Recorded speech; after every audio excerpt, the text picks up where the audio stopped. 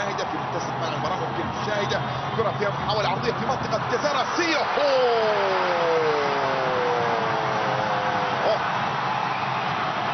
هدف لمصلحة المنتخب الإيراني تالية لبطولة كأس آسيا هنا في الدور الأول، ويتواجد في المقدمة مع علي مبخوت في اللقطة الماضية. يا سلام يا سلام على كرة اللاعب سردار أسمون، يرتقي خلف الكل بعيدا عن الرقابة الدفاعية ويضع كرة صعبة جدا في شباك جلال حسن ليعلن من خلالها أن هنالك استغلال واضح للمنتخب العراقي بالنسبة للنقص العددي الموجود في تشكيلة إيران. عموما كرة فيها محاولة على عرضية جول.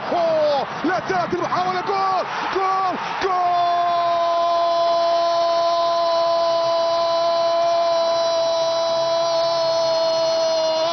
احنا لازم احمد ياسين يسجل هذه كرة على ملعوب الكرة الماضية. هي عراقية. الله عليك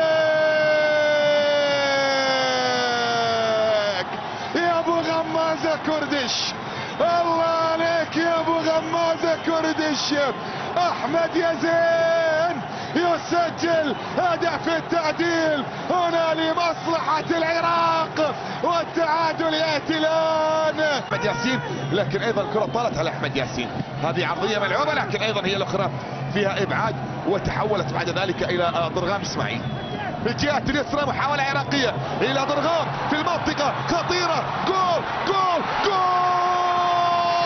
الله على يونس، الله على يونس، لاعب يونس.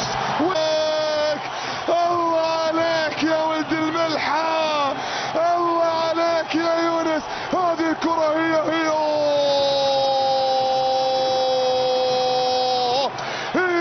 يونس. هي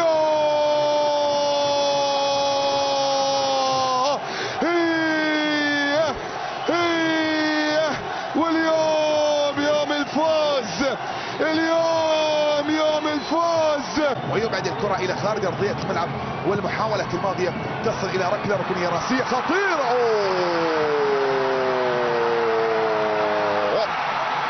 منتخب جلال حسين ليعادل النتيجة للمنتخب الإيراني الآن هنا بهدفين. ويا سلام على سيناريو في مباراة رائعة جدا من مباريات آسيا، واحدة من الشواهد التاريخية على آسيا تعكس صراع الدولتين وصراع العراق وإيران. هنا في المستطيل الأخضر يتعادل المنتخب الإيراني. جاسر، الله يا كاسر. مواجهة علي رضا حقيقي. ضرغام، الله يا عراق، الله أكبر، الله أكبر. وركلة جزاء للبطل ضرغام في شباك حقيقي. هدف ثالث حقيقي وجلال حسن. يلا يا جلال، كرة ملعوبة رأسية.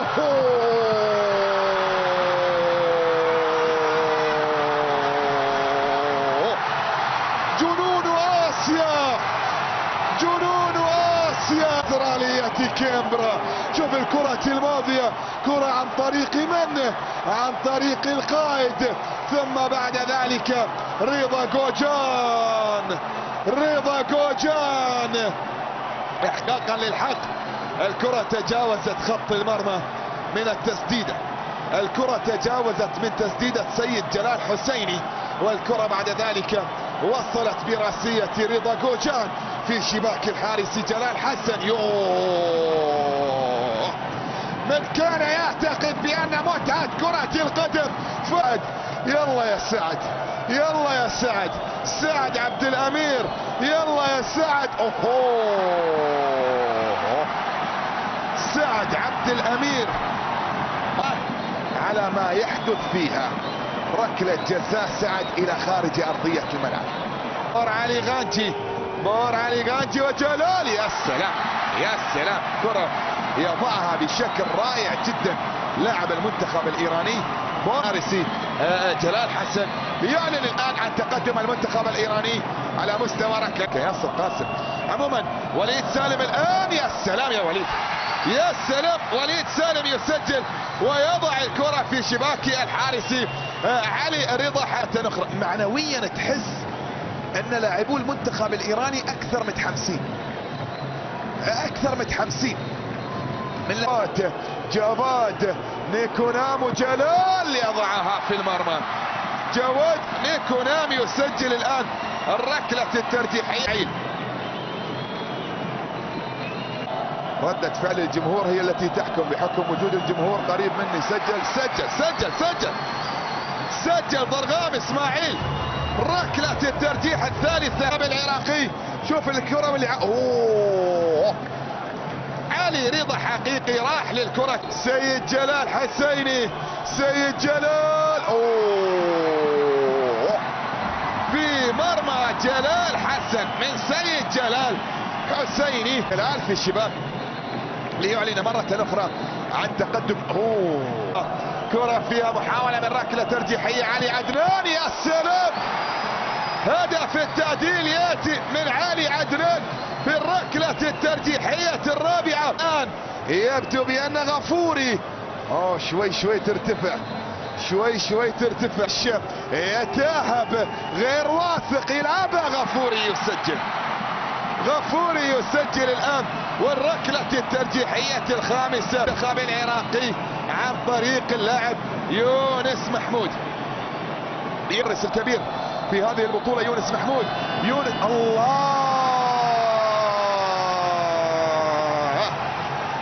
يا اخي، شنو دمك، شنو اعصابك يا اخي، شنو اعصاب. مستحيل. المنتخب الايراني لتسديد الركلة الترجيحية السادسة يسجل علي رضا، يسجل بالرائعة، وبالتالي تستمر ركلات الترجيح ونصل الى الركلة الترجيحية السادسة. الدور على العراق. ياسر قاسم، يا عيني عليك، لانه نجم اللقاء الاول من وجهة نظر شخصية بتسجيل ركلة الترجيح، ويبدو الدور القادم لإنقاذ عرب آسيا. كرة في الشباك من أندرانيك تيموريان يسجل بشكل قوي جدا ويضع الكرة في أخرى عن عودة المنتخب الإيراني لاستعادة قوية جدا من أندرانيك تيموريان. عموما مروان حسن على تنفيذ ركلة الجزاء. مروان، يا سلام عليك، مروان حسن يسجل ركلة الترجيح. العراقي يتحول الضغط من جانب إلى آخر ومن فريق إلى آخر، وإيران وجلال حسن في المرمى. جلال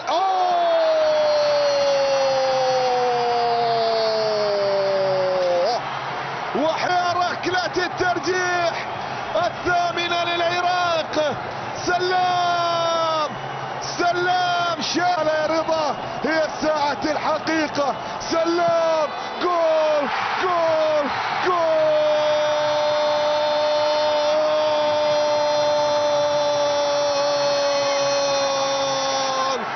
راية العرب خفاقة باسم العراق. راية العرب خفاق العرب.